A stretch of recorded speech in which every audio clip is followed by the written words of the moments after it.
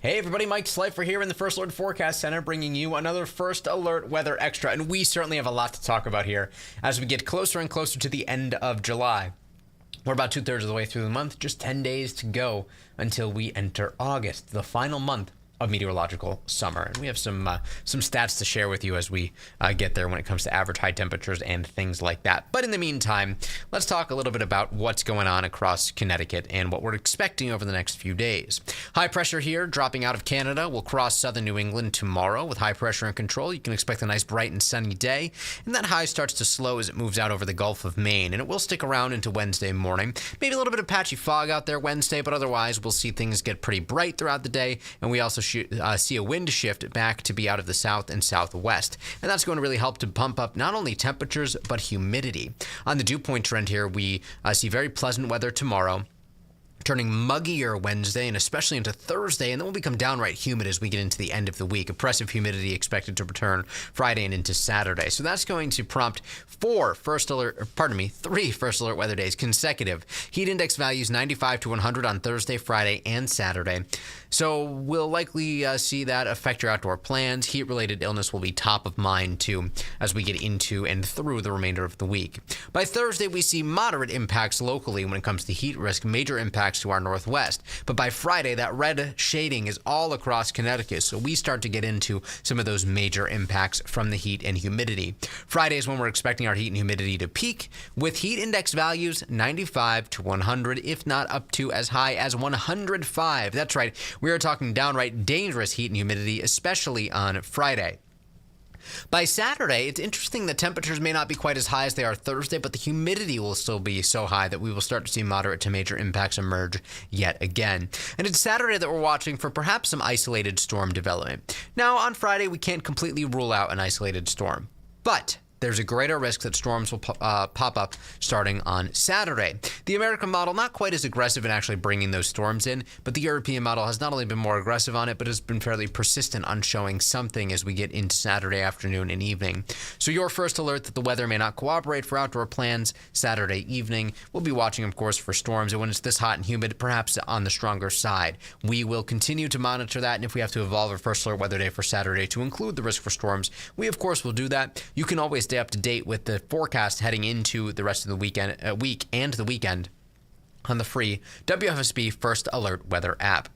So far this month, generally speaking, temperatures have been running a bit above average. Many days have been warmer than average. That's what every red tile is here on the July calendar. And we've had 7 days at or above 90 degrees. And when it comes to rainfall, it hasn't necessarily been a very wet month in that not every day has featured rain, but the days where it has rained, we've seen quite a bit of it, including last night when we had those strong and severe thunderstorms roll through. Some of those brought enough rain to push our total up above 3/4 of an inch for the Hartford area specifically. So that's pretty typical for this time of year where these storms are more of a hit and miss nature.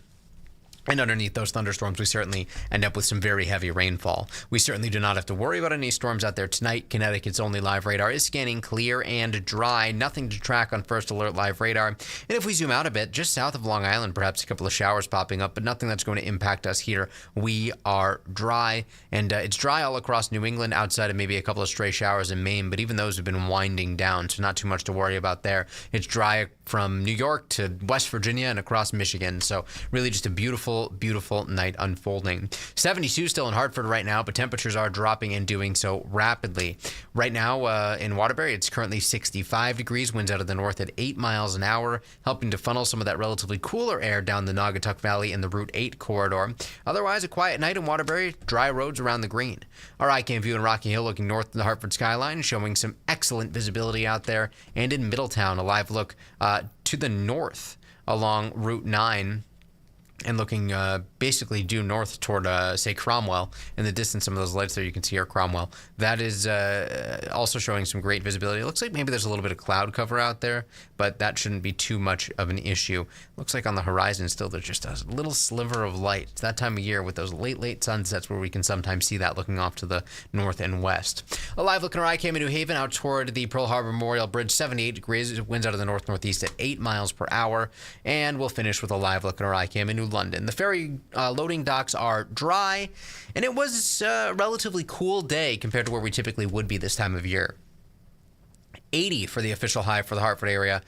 Average for today, the normal high, 86. So we were 6 degrees below where we typically would be. The record for today, 101. We were not even close. And that was the case around Connecticut, where many towns inland were in the upper 70s and low 80s. Tweed, New Haven was the warm spot today at 86 degrees, 82 in Groton, and we can thank the offshore wind direction for that. And we'll be watching closely tomorrow to see if we end up with a little bit more of a sea breeze. It does look like that will have a higher chance of developing tomorrow. There's less support to fight it off with an offshore wind like we had today. Temperatures across the northwestern, northeastern corners of the state into the mid-60s already. So we're watching temperatures drop rapidly. Not a surprise. Winds are starting to calm down. Skies are clear, and dew points are very low. We see a big discrepancy, though, along the shoreline, where wind out of the north continues to keep Bridgeport at 77, New Haven at 78, 75 in Groton. So there's certainly a lot to consider here, but generally speaking, we will see temperatures continue to drop pretty rapidly. Dew points are down into the 50s. We have some upper 40s popping up. Pleasant air, very dry air. So it's all of those factors, the clear skies, the calming winds, the dry air that will allow these temperatures to fall so quickly, with some towns into the 50s as early as midnight tonight. And everybody is expected to make it into the 50s by, say, 2 in the morning, pre-dawn hours, 60 to 65 still. But we still have another, say, 3 hours before temperatures will bottom out, likely between about 50 and 55 inland, mid and upper 50s along the shoreline. We could even see some upper 40s sprinkled in across northwestern Connecticut. That's unseasonably cool for this time of year. Typically, our low temperature would be around 64 degrees, so we'll be about 10 degrees below average. And tomorrow, that means a cooler day on tap too. 76 in Washington, Goshen, Norfolk, 76 in Litchfield, 77 Thomaston and Winstead, 77 in Granby. But Suffield, Windsor, and New Britain forecast to make it to 81. Bristol, 80. Glastonbury, 81. Ellington, 80. 77 in Tallinn and Storrs, 79 in Hebron. Pomfret, Danielson, Plainfield along the 395 corridor in the Quiet Corner, 78 degrees. Shoreline temperatures around 76 in Mystic and Niantic, but once you head inland to Salem, Jewett City, Colchester, 79. 81 in Portland tomorrow, 81 in Durham, 80 in Haddam, 78 in Old Saybrook, 79 in Madison and Milford, 80 in Brantford, 81 in Wallingford, 77 in Naugatuck, and around 80 degrees throughout Fairfield County. But a very bright day, a very comfortable day. It's not until Wednesday where we start to get a bit muggy or temperatures start to creep up a bit. Thursday, Friday, Saturday, 3 days in a row at or above 90, which will bring our third heat wave of 2025. Those 3 days are also all first alert weather days, and it's because of the combination of heat and humidity. So not only are we talking temperatures in the 90s, feeling more like the mid and upper 90s or even the low hundreds, especially on Friday. Friday is when the heat will peak. Overnight temperatures throughout the next, say, the end of the week into the start of the weekend in the 70s too. So really just a stretch of hot and humid weather. And as we mentioned, partly to mostly sunny on Thursday, maybe an isolated shower Friday, but the greater storm risk arrives on Saturday. Shoreline highs 88 Thursday, 93 Friday, 89 on Saturday. We're expecting mid and upper 80s on Sunday. Maybe some isolated storms. We can't rule those out entirely. Staying muggy, mid and upper 80s on Monday and muggy, mostly sunny to begin next week. So for our part of the country, in order to get a heat wave, it needs to be 90 degrees or higher for 3 consecutive days or longer. We have done that twice so far this season. We're expecting to do it this coming Thursday, Friday, Saturday. There's still a little uncertainty Saturday. If those storms fire up a little bit earlier, that could prevent us from actually reaching 90 degrees. Friday's the day of interest when it comes to records, though, as the record for the Hartford area set back in 2001 is 98. We're forecasting 97. Bridgeport's record is 93, also set in 2001, and we are forecasting 93. So it's going to be hot out there, approaching record territory, certainly, but likely adding to our tally of 90-degree days. 7 in June, 7 so far this month, 14 total for 2025 so far, and by this time next week, we're expecting to be at about 17, which will bring our annual average, or rather, which will bring our total to 17. Our annual average is 20, so we still have all of August to go, and it's certainly likely that we will see more 90-degree heat before the summer is up. So we'll be watching that very closely. 3 days from now, our average high temperatures start to drop. 86 is the warmest average high, and that's where we are right now. And by the 25th of July, it becomes 85. So that's Friday. And then September 2nd, the average high drops to 80. September 29th, it drops to 70. And October 24th, it drops to 60. So that's still over 3 months away.